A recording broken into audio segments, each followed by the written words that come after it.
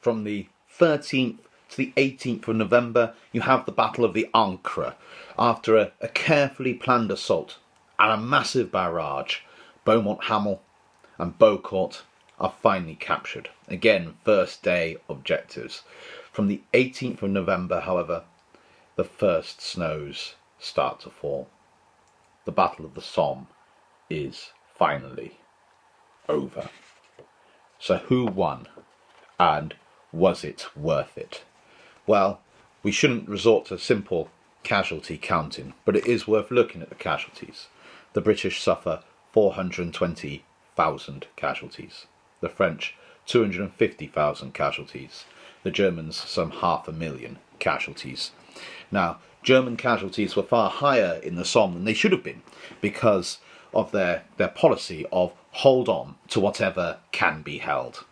Ceaseless German counterattacks against any British success. It is believed that on the Somme, the Germans launched 330 counterattacks. So this idea of always the British going forward is not true. The British would take a bit of ground and then waves of German troops would try and take it back off them.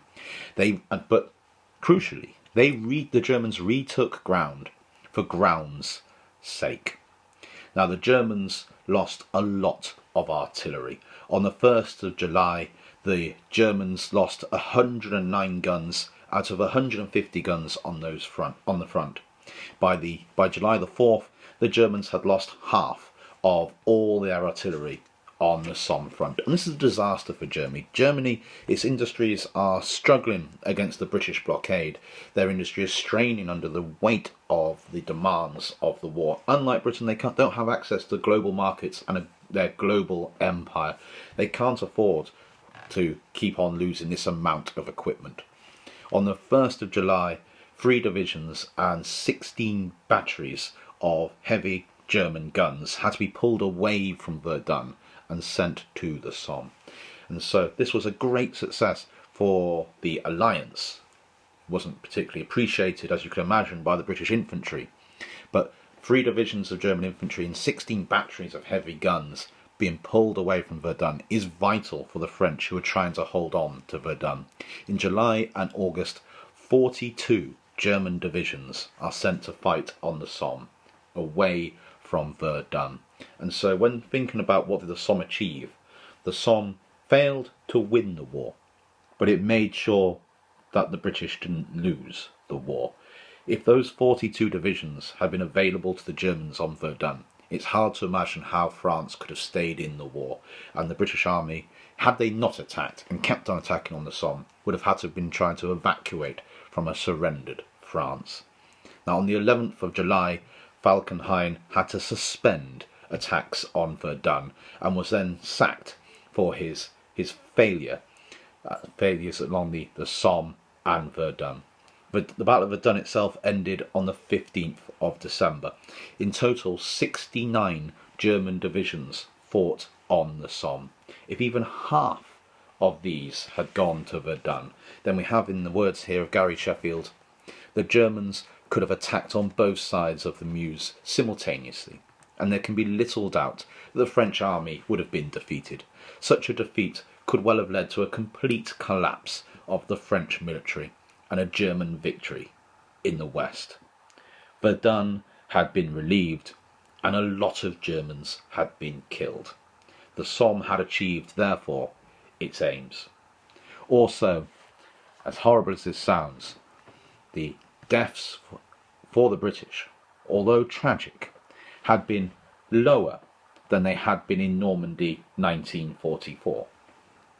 When you actually examine losses by units. Now, obviously, the British are taking more in total because more men are fighting, but each individual British division is suffering lower losses than the British infantry were to suffer in 1944. The Battle of Normandy for British infantry was truly appalling, but we have this idea that it was a well-fought battle because you can put some pretty lines on a map and show people advancing. The Somme, you can't do that, but the land itself's not worth anything, but the lives are to be treasured. And although we have this idea that entire waves are massacred, and on the first day of the Somme, that's true. After the first day, that becomes less true. And so on the Somme, the British Army fight increasingly well. 74% of all British soldiers who fight at the Somme come through the Battle of the Somme without so much as a scratch. 26% are killed, wounded, or prisoner, and a lot of those are wounded, including lightly wounded, soon returned to duty. The Somme had to happen, and it had to continue until the German reserves were used up and the German army couldn't win the war in 1916. Haig had a volunteer, badly trained, inexperienced army, and he was fighting against a German army that had been preparing for war for 20 years and had been fortifying the Somme for 18 months. It was never going to be a cheap victory. Large numbers of experienced German NCOs, officers and soldiers were killed. Now, the British lost mostly inexperienced soldiers, while in purely military terms, those who survived had benefited greatly in terms of experience. Psychologically scarred, yes, but better soldiers. They have now learnt to fight. German morale suffers on the Somme. British morale after the Somme remains high. We have here the words of Captain von Hentwig of the German army. He called the Battle of the Somme the muddy grave of the German field army. Haig, Rawlinson and Gough, the British commanders, are all fighting in their first major battle. All make a number of bloody errors that cost the British army dearly. They often failed to learn the correct lessons rapidly enough, or to apply them consistently. But the Somme was a strategic success and wore Germany out, making the success of 1918 possible.